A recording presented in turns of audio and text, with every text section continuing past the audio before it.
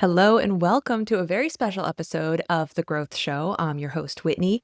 Today, we are going to be talking about goals, projects, and actions for the year ahead. So, I thought that this was a great time of year to really be thinking back, reflecting on how this year went for you business wise. Let's not talk about all the other things in the world that happened. Let's focus on business and then talk about what you are looking to do for next year and the goals you have and organizing those goals and actually turning them into actions that you can start taking so that you can really have a great year ahead. I love a plan. I love an action plan. Sometimes probably I spend a little too much time in the action planning prioritization phase, but I'm kind of one of those people where I like to measure twice, cut once. Like I want to know that I have a solid plan in place. And once I do, then I can put my head down and just follow through and trust that whatever I said I was going to do, past me said that that was the right thing to do. So I'm just going to follow through because as I'm executing and implementing, sometimes I start second guessing, I get distracted and I'm like, well, maybe I should have done this. But if I have a solid plan in place that I can trust the process that I already set the right priorities for it, then I can feel a lot better about actually moving forward on that plan. Even when things are tough or confusing, I can trust that I made the right decision and I just got to follow through because I had already kind of made that decision. So, what I want to do today, this is actually a two-parter of the podcast, but I'm releasing the episodes in the same week so that you can really move forward. So, in part one, we are going to be talking about setting your goals and priorities. And then in part two, I am going to just get a little bit more granular and give you some tips and action items and suggestions and talk through maybe some common questions that might be coming up for you as you are thinking through the specific projects that you want to be taking on. Now, this is going to be very tailored for dietitians and mental health practitioners who have a practice or who are wanting to start a practice and potentially at some point wanting to either completely move away from one-to-one work, or maybe you want to add some other revenue streams, maybe some other one-to-many type of options and products and offers in your business, whether it's a group program or it's some courses, something like that. This is going to be very relevant to you because I definitely know even if you have a full client load, it doesn't really give you a lot of wiggle room when it comes to your earning potential, as well as just the freedom of your schedule and having enough time to work on anything else. That can be a challenge. And we can talk about like time management. But what I want to do is give you some ideas for how you can be starting to carve out time for some other projects that, if you do have a full client load right now, I'm assuming that maybe you're wanting to get a little bit more time freedom in there, just so if something comes up in your personal life that you have time to deal with that and you don't have like a packed schedule of back-to-back client calls every day. Also, having back-to-back client calls doesn't really allow you much extra time for marketing work or working on your business or thinking about what's next. So we definitely want to have the time and space to do that in our business. But when we have just one-to-one clients all the time, it can be tough to do that. So we'll be talking about if there's other projects and things you want to take on, how you might want to prioritize those things, and then just in general, other projects that you might be want to be taking on in your business. So let's dive into this. One other thing that I want to mention is that I do have two resources for you to download. I will be sharing those at the end. So for planning like the revenue streams that you might want to have, this is a planner that I actually released a few years ago that's still very relevant today, where it helps you thoughtfully come up with both your income goals as well as the types of income that you want to be having, and really looking at it from a holistic view of what kind of lifestyle you want to have. So instead of just randomly setting some income goal or some revenue goal that really isn't tied to anything specific, like how much money you actually need and what your expenses are and all of that, this is really kind of talking from beginning with the end in mind, so to speak. So that's one resource. And then I'm going to take you through some goal prioritization and some project prioritization. And I have a new resource for that. So I will share the link for you to download that if you would like. And then the other thing that I want to mention is that next week, I'm going to be hosting a live open coaching call. So as we talk through this today, if you want to get my feedback or input on any of the projects that you're thinking of working on, if you want to have me help you figure out what the next steps are for you or prioritization of things based on, well, we'll get into like how to prioritize things. But if you're not sure how to prioritize things, then definitely come to the call. I have seen a lot of different practices and business models in my years. Also, I have been running my business with a one-to-many model for many years. I have tried a lot of different marketing techniques, supported a lot of other dietitians and health practitioners with marketing. So I have definitely seen a lot and can help you kind of uncover what are those next steps for you and which things you might want to be working on first if you're not really sure.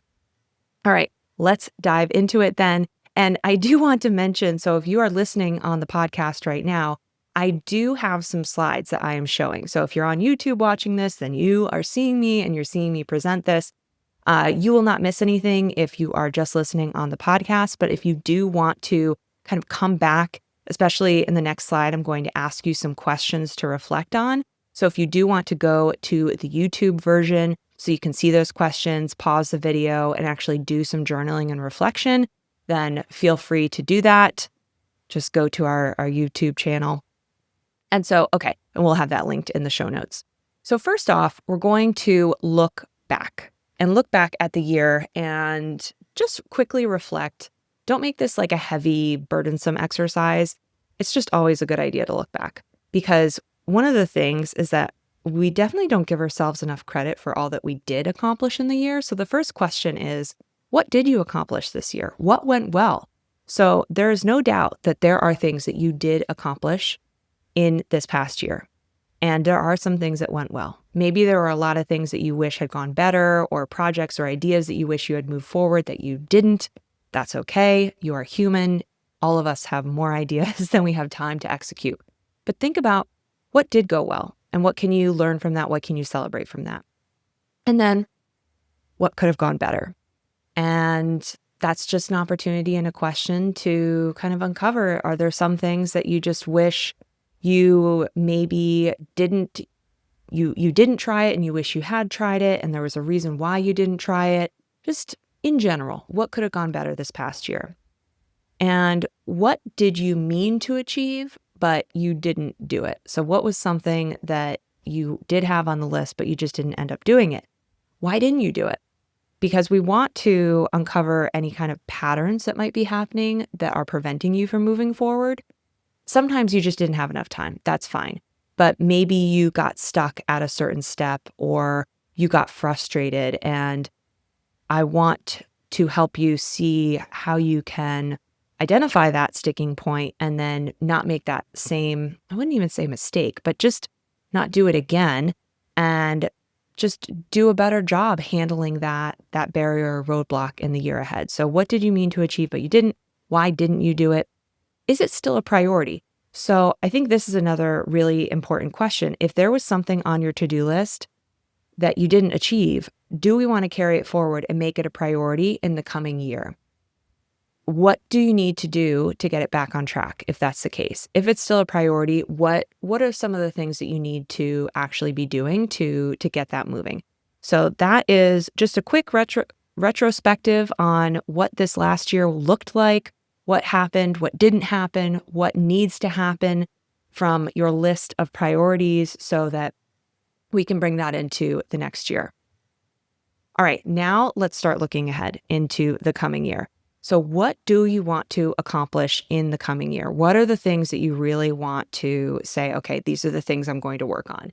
And these can fall into a couple different categories. So you could definitely have revenue and income goals. And this is where the income planner link that I'm going to share could be helpful for getting more specific on that.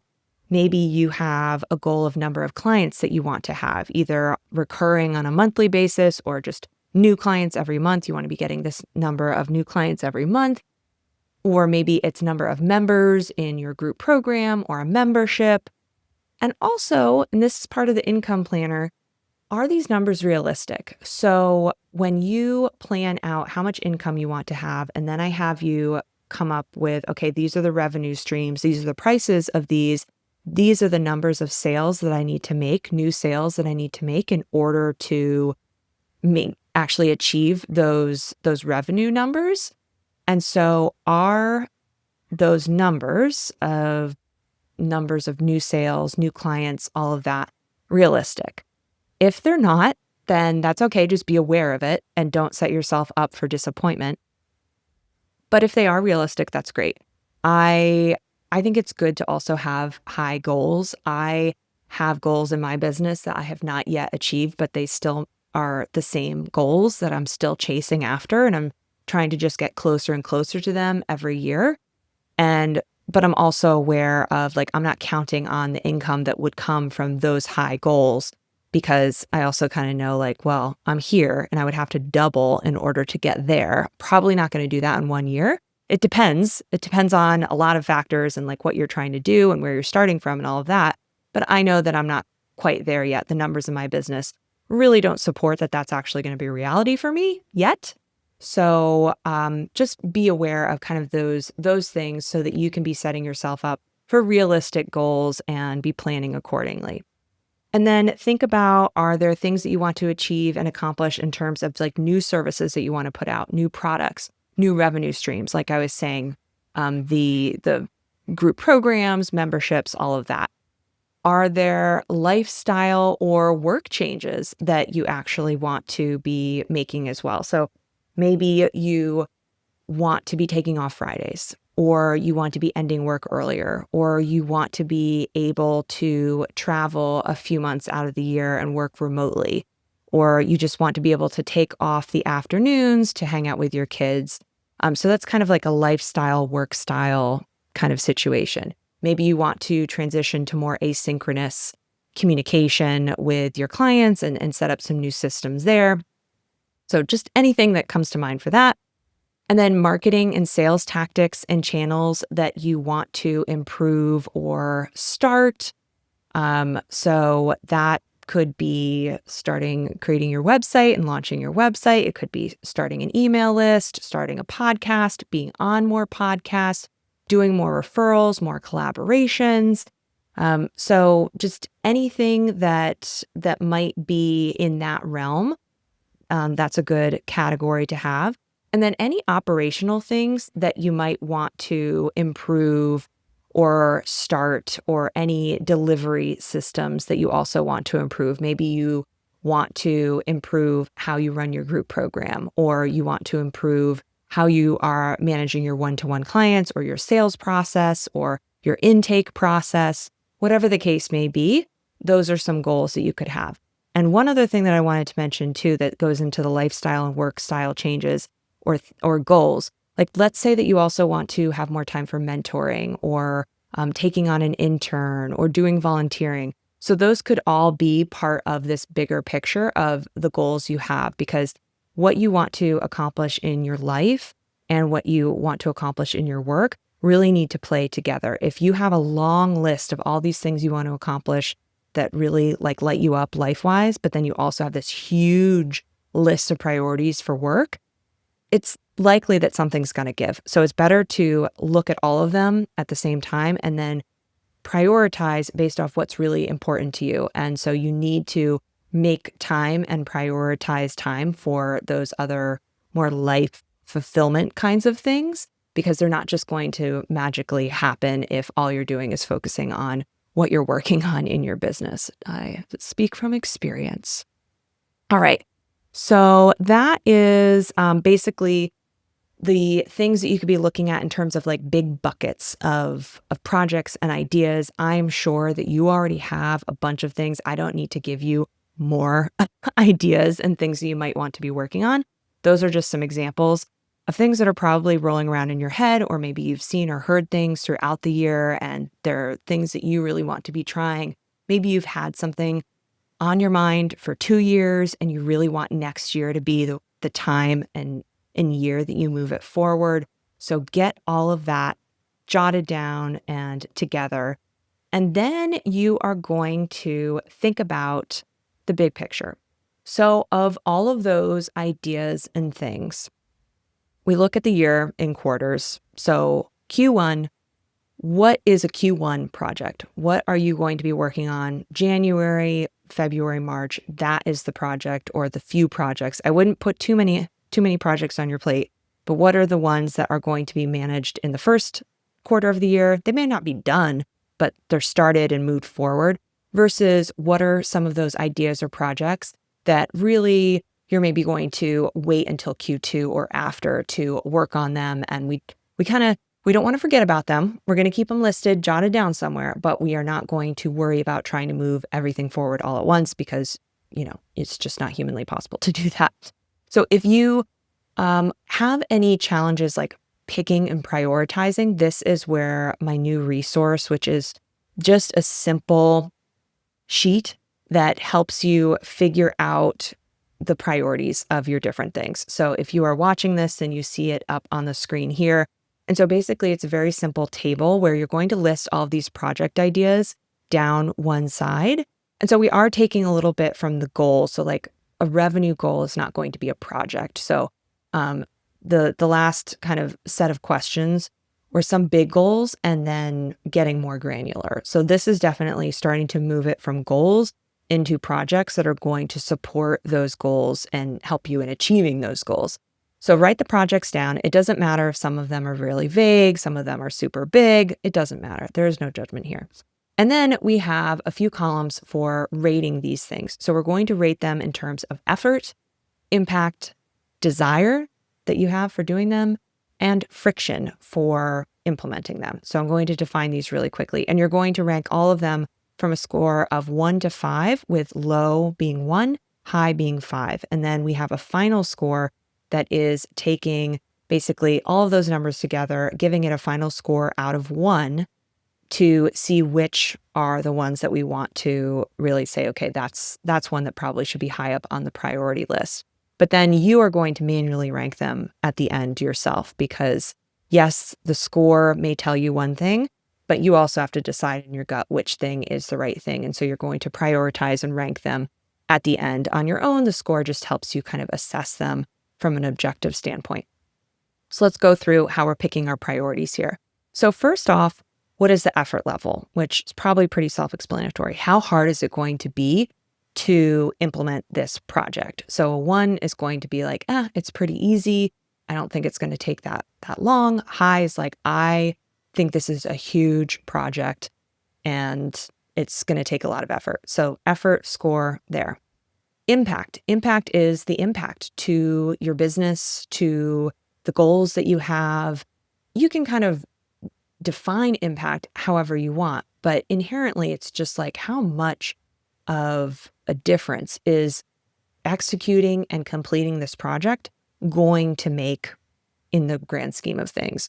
So if you're thinking, well, I want to do this, but the impact, if I'm being honest, is probably going to be more like a 2 or a 3, then give it that. Whereas if you really think this is going to have a huge impact and really move the needle on your business, then give it a high score, give it a 5. And then desire is, again, 1 being low desire to do it, 5 being high desire. You're probably not going to put a project on here that only has a 1 desire unless people have been telling you need to do it and you put it on here, but you don't want to do it. You're probably going to have things on here where, they're going to be 2s to 5s, things that you really want to do. And I think this is really important because we need to work on things that light us up and really get us excited. Not all projects need to be that way, but I do recommend that you have a good mix and you have some things that are really going to get you excited and that you're going to want to do. So score it based on that. And then the friction score is how much like angst are you feeling around this, resistance, reluctance, just, in your mind. So it's different than desire because this is really about like how, and it's different than effort, which is just kind of a bit more of an objective. Friction is like, I'm not really feeling so good about that. And I'll give you some examples in a moment. So you're going to also rank it based on friction, and you're going to rank it again 1 through 5. So something if it's giving you a lot of friction, but it's also going to have a big impact and the effort is medium, it may be something that is going to actually have to be on there and you're going to have to move through that friction. But at least you know from your scores that that was the right thing to do, even if it was a little challenging to get through that. So here are just a few examples to go through, which again, if you're watching this, you're going to see it, but I'll talk through it. So for example, launching your website I have on here. Now you may see this as a 3 in terms of effort. You're like, okay, I have a pretty good idea of what needs to be done to do this. The impact, you're giving it a 4 because you're feeling like, yeah, I think this is really going to make a pretty big difference in my business. The desire is a 5 because you have been wanting to launch or relaunch your website for the past year or two. When people are asking you for your link, you're cringing. Maybe there are even opportunities and things that you're wanting to pursue that you're not pursuing because your website is not strong enough and you really don't want to waste that effort or time doing that thing when your website isn't updated yet. But then your friction score is also a 5 because you're just getting a lot of feelings about it. Like, I don't know what to put on it. I question whether it is actually important. I'm working out some of my services still. And so there's like a lot of questions. So it's different than effort where you're like, oh, I don't know that the work to do it is going to be very tough, but I have a lot of questions and I'm really just not sure about how to do it and all of that. So the score is a 0.85 out of 1. So it gets a really high score. Versus, let me give an example of another one. So maybe you also want to rebrand, which actually, if you're in our program, like the Wellness Pro website system, we help you rebrand in the midst of the website process. There's actually a few things on this list that you would be getting done if you were to be in our program. But let's say, for example, you wanted to rebrand as well. And you want to maybe even change your business name. Like you're pivoting, you want to change your URL, you want to change all of your branding. So effort on this, though, you're still saying is a 3. Maybe you're like, I think it'll be okay. But then the impact of the rebrand in the grand scheme of things in terms of making you money and all of that, it's a 2. However, your desire on it is a 4 because you do want to get it done. It is something that's important to you. Your friction score on it is pretty low because you want to do it. You're excited about it. You know what it is going to be. And so it's something that you really actually do want to do a whole lot. And then a few other ideas on here that I have ranked in different ways. Maybe you want to launch a beta version of your group program. You want to attend to events as like an exhibitor and get some interest and leads and new email subscribers and things like that. Maybe there's some events in your community that you know about and you haven't attended in the past, but now you're like, okay, I really want to get out there and do that. Maybe you also want to create a regular referral practice where you're regularly reaching out to different referral partners and doctors' offices and community groups that could be referring people to you, and you really want to get that started. Maybe you had done it a little bit before, but you kind of fell off the wagon. So you want to really get that going again. Maybe you also want to speak on 5 podcasts. You have a message that really you just want to be sharing more, and you have a lot of ideas and things that you really want to get out into the world, and you want to help people more on a bigger scale. And maybe you're not ready to launch your own podcast, but you really want to get out there and talk on some podcasts. Maybe you've seen a few podcasts already that you know you would be a great fit for. You know that your ideal clients are listening to those podcasts and they really like them. And, just like there's no reason why you shouldn't do it. However, maybe you're just a little nervous about actually speaking for the first time on a podcast. And so you've got a little friction there, but not too much. Maybe you also want to start a blog because, again, you want to get your message out there and you've just been feeling a little stifled creatively and you really want that outlet. And you also know that blogging is going to help people come to your website and find you. And when they're searching online, they're going to be finding you. So you know that that's important and going to have an impact to your business and to your reach as well. And you have a high desire to do it and start sharing your message more. And then maybe you also have a goal to start your email list. So you maybe have an email list, or maybe but it's not really an email list. It's like 5 people on it. And so you really need to restart it, get it going, or maybe you've never set one up before and you really need to get one going. And you've heard me talk about email marketing and the importance of having an email list. And if you listened to my episode a couple episodes ago when I talked about the 3 main marketing strategies that I think work the best for dietitians and that align with so much of how we function and think and want to interact with our clients and the world, being email, search, and promotion, which are some of these activities that I've actually talked about here. So you know the email is important. So you've given that a 5 impact score, but maybe you have some friction around it because you're also a little nervous to email people, and it's such a small amount of people on your list right now. And you know that you have to create a lead magnet, but you can't figure out how to do that. That is something that we also help you with in the wellness website, the Wellness Pro website system. But so now what you're going to do, now that you have scored them, now you're going to actually sort that list. And so I have them sorted from the scores. And so Launch a Website is top, but then I have a tie for some other ones. So launch a beta version of my group program, speak on some podcasts, start my email list. And the rebrand is and the rebrand is all the way at the bottom. But I have ranks over here on the side where I really have thought about, okay, I get that score is there, but the rebrand is actually really high on my desire list. It's something I want to do. And like I shared, it's something that could be done in concert with your website, like in my program. Same with starting your email list. So for example, the reason that I have these priorities and ranks this way, so I have launch your website number 1, start your email list number 2, rebrand number 3, and then speak on podcasts as number 4, is because it is a bit of this cascade effect where you want to get that baseline of your business and that foundation working and have your website and then your email list set up, and you can do your rebrand at the same time.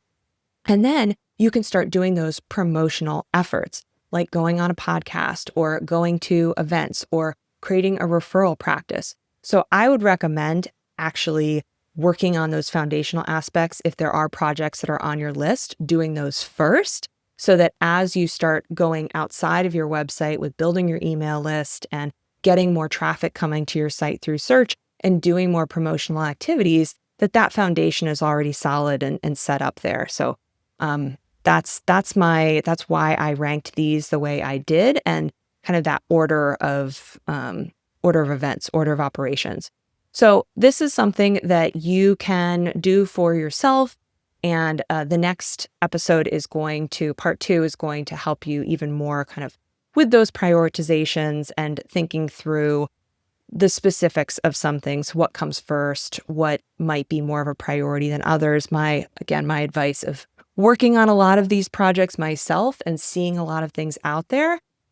Some things are not necessarily obvious in terms of what to work on first, second, and third. So we'll get into that, but I think it's important for you to get your ideas down and score these and try and figure them out for yourself.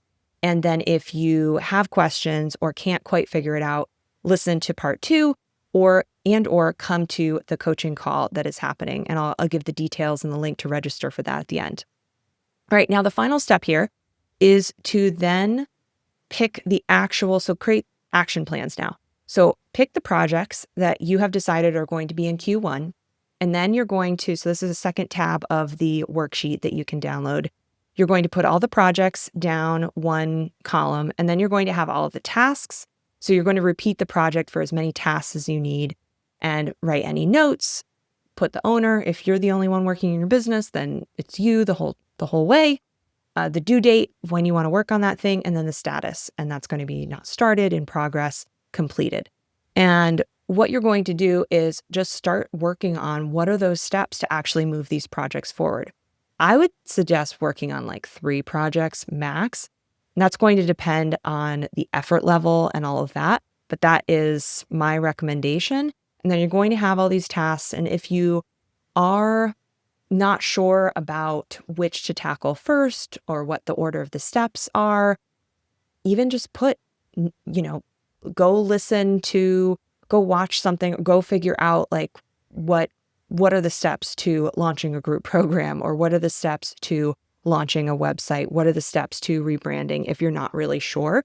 But otherwise, take your best guess and just kind of see what comes out, what it looks like. If you feel like you need to change some of the project priorities, if you feel like you can add another project or things need to be in a different order, then you can do that. It's up to you. That's fine. This is your plan. And I would recommend only going through Q2 to kind of work these out and see how you go. Plans are always moving targets, so don't feel you need to stick to the plan, but this will allow you to have that structure for yourself. All right, so what is the next step? Grab the resources that I've been talking about and sharing. So we have the profit planner so that you can be looking at what kind of income plan you want to have for the coming year and how the different revenue streams in your business that exist or that you want to be putting out there, how they're going to get you to that income level that you're looking for. So this can just be a really great exercise. It's also about setting your overall vision for how you want your life and your business to work and run. So it can be just like a really nice exercise to recenter yourself as you go into the new year. But then it also has this very practical, tactical, what are you doing with money planning? So I recommend doing that, whitneybateson.com/profit. That link is also in the show notes.